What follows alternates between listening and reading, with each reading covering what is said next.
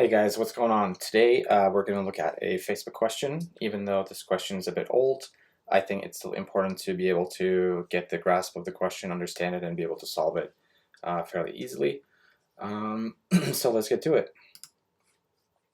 So given a non-sorted array of numbers with some zeros in it, move all the zeros to the end of the array. So here are two numbers arrays we have, and they have a bunch of numbers scattered across. One thing to keep in mind with this type of question is speed is important.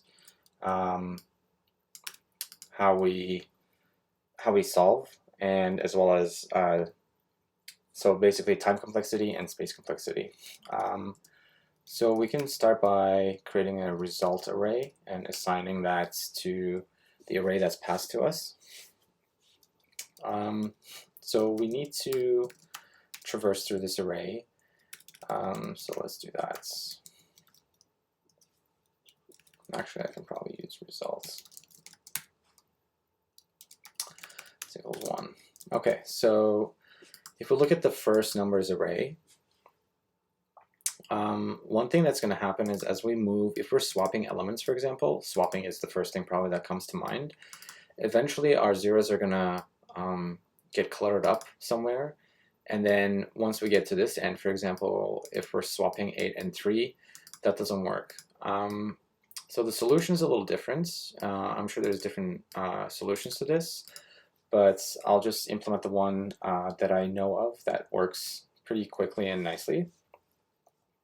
So what we do is, if we check if the result I is not a 0, we're going to introduce a second variable. We can call it 0 count. We're going to swap the item at the 0 count index with the result of I. So basically, for example, -1 is not a 0. So we're going to swap this. Essentially, 0 count is 0 at the beginning with this item, and then we're going to increment our 0 counts because we swapped one item. Maybe it's better to call it non-zero count actually, but whatever, it's just a variable name. So after we're done this, we need to pad the rest of the array with zeros. Less than your result.count. We're going to just say result 0 count is equal to 0, and 0 count plus equals 1.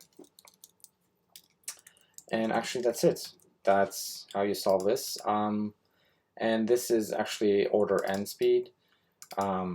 So that's the nice thing about this algorithm. So if we can run it, you'll see the result is the zeros are all at the ends. Thanks for watching. Please subscribe for more videos about interview questions.